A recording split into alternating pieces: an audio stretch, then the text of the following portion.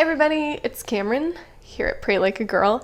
Today we're going to be talking about brainwashed Catholics. So a phrase that I've heard a lot from non-religious people generally is people just brainwash their kids into being religious, right? It's just something that you've grown up with, something that's so familiar to you, you're gonna just keep doing it. Brainwashing. Your parents have tricked you into doing it. Sometimes parents are the ones that are exposing their kids to religion, and it should be the parents who are exposing their kids to religion. In order to not be brainwashed, the person has to choose their faith for themselves.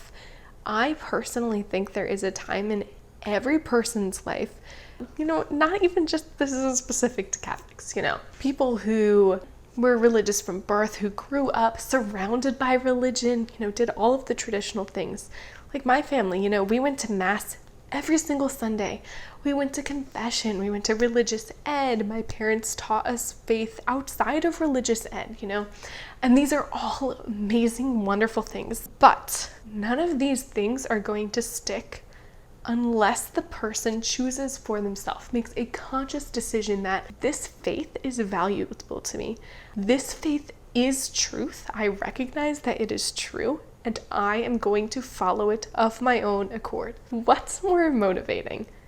You knowing and believing that something is true, or your mom being like, hey, did you do this? You should keep doing this. You gotta do this or you're going to hell. To be clear, my mom never did any of that. My mom's great. Love you, Mom. I know that there are a lot of families where this happens, and again, parents should definitely be teaching their kids religion. No amount of teaching is going to force a kid to believe, to choose their faith for themselves. For me personally, the moment when I really chose my faith and really made it my own was my 8th grade graduation Mass. So I was homeschooled. We didn't have real graduations like you cool kids do, whatever. But we had an 8th grade graduation Mass, and I remember just before that, I had been really struggling in prayer with why does this matter? Why is this important to me?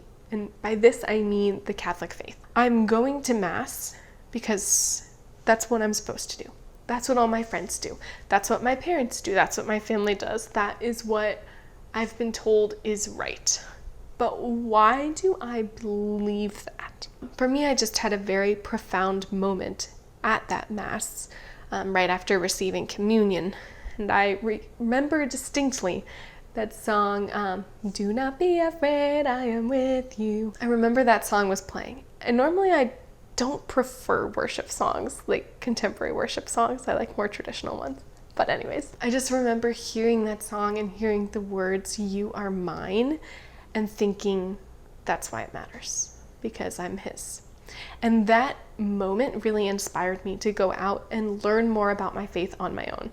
So if you are struggling with being brainwashed, just realizing, wait a minute, I've been told this my whole life and I don't really know why I believe it. I just know I've been told to believe it. This is a sign. It's your wake-up call, your motivation.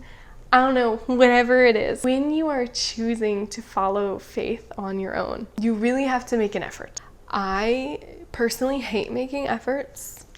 Love being lazy. It's a real problem sometimes. But I highly recommend learning, number one, what you believe and why you believe it.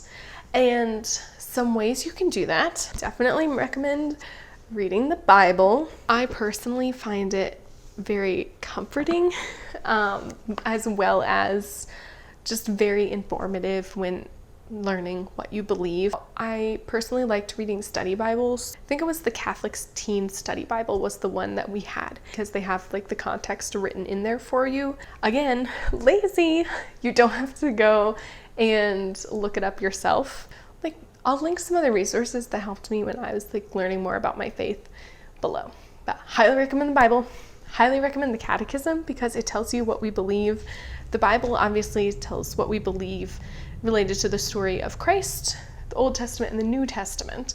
But the Catechism, I find, does a very good job at laying out, morally what we believe.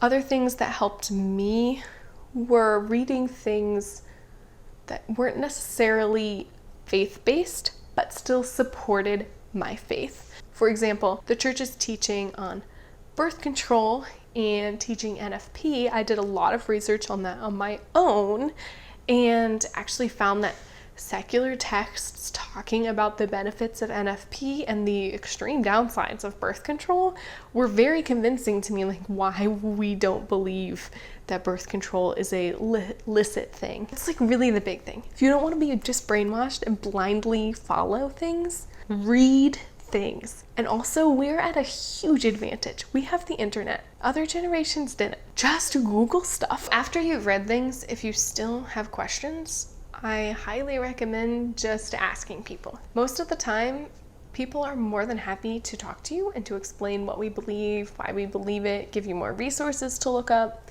So you could ask a priest.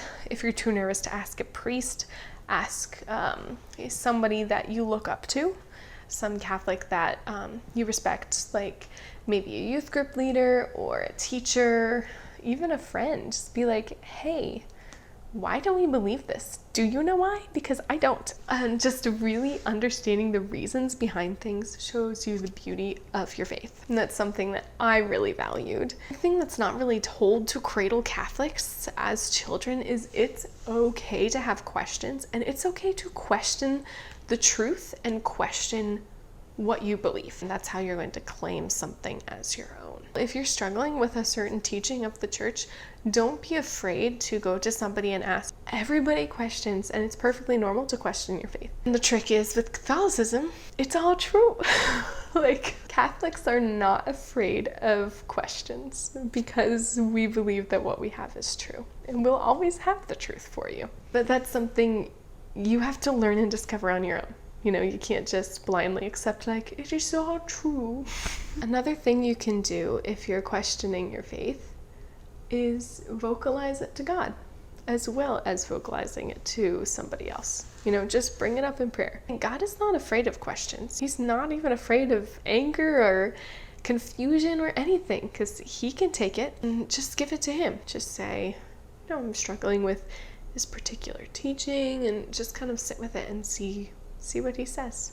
My last piece of advice would be to just be open. Be open to what Christ is saying, what other people are saying, but really be open and just be listening. Because I've found that the times that I can hear Christ and feel Christ is when I'm listening and when I'm quiet and when I'm resting. It's not when I'm busy, it's when I'm really open and listening. And if you're questioning pieces of your faith, or if you're just trying to learn more about it, it's a great way to get started in a relationship with him, is to just rest. Don't be brainwashed sheep. Go claim your faith for your own. Learn things, do things, get out there, guys. My shoulder just cracked. I know it's loud. Pray for us. We're praying for you. We'll see you next Friday.